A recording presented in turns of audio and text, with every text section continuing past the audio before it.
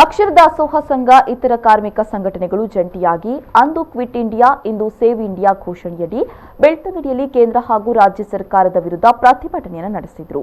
ಪ್ರತಿಭಟನೆಯಲ್ಲಿ ನ್ಯಾಯವಾದಿ ಹಾಗೂ ಕಾರ್ಮಿಕ ಮುಖಂಡರಾದ ಬಿಎಂ ಭಟ್ ಮಾತನಾಡಿ, ಅಕ್ಷರ ದಾಸೋಹ ನೌಕರರಿಗೆ ವೇತನ ಏರಿಕೆಯನ್ನ ಮಾಡಬೇಕು, ಕರಾವಳಿಯ ಬಿಸಿಯೂಟ ನೌಕರರಿಗೆ ವಿಶೇಷ ಪ್ಯಾಕೇಜ್ ಅನ್ನು ಘೋಷಿಸಬೇಕು ಅಂತ ಆಗ್ರಹಿಸಿದರು. ಮುಖ್ಯವಾಗಿ ಅಕ್ಷರ ದಾಸೋಹ ನೌಕರರ ವಿಷಯ ತಗೊಂಡ್ರೆ ಒಂದು ಕಡೆಯಲ್ಲಿ ಬೇರೆ ಕೆಲಸವನ್ನು ಬಿಟ್ಟು ಬಿಸಿ ಊಟಕ್ಕೆ ಸೇರಿದವರು 2003 17 ವರ್ಷದಿಂದ ದುಡಿತಾ ಇದ್ದರೂ ಕೂಡ ಅವರಿಗೆ ಈಗ ಕೆಲಸ ಇಲ್ಲದಾಗ ಮಾಡಿದ ಸರ್ಕಾರ ಕೊರೋನಾ ಸಮಸ್ಯೆ ಇರ್ಬೋದು, ಆದರೆ ಎಲ್ಲ ನೌಕರರಿಗೆ ಕೂಡ ಕೆಲಸ ಇಲ್ಲದರೂ ಸಂಬಳ ಉಂಟು.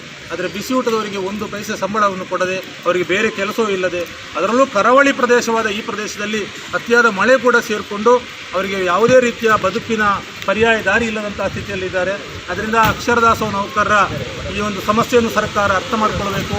ಅವರಿಗೆ ಈಗ ಕೆಲಸ ಇಲ್ಲ ಸಮಯದ ಸಂಬಳ ಕೊಡಬೇಕು. ಜೊತೆಗೆ ಕರಾವಳಿ ಪ್ರದೇಶದಲ್ಲಾದರೂ ಅತಿಯಾದ ಮಳೆಯನ್ನು ಪರಿಗಣಿಸಿ ಒಂದು 7,500 ರೂಪಾಯಿ ಪ್ಯಾಕೇಜ್ ಕೊಡಬೇಕು ಅಂತ ಹೇಳುವ ಒಂದು ಬೇಡಿಕೆ ಇಟ್ಟಿದ್ದೇವೆ.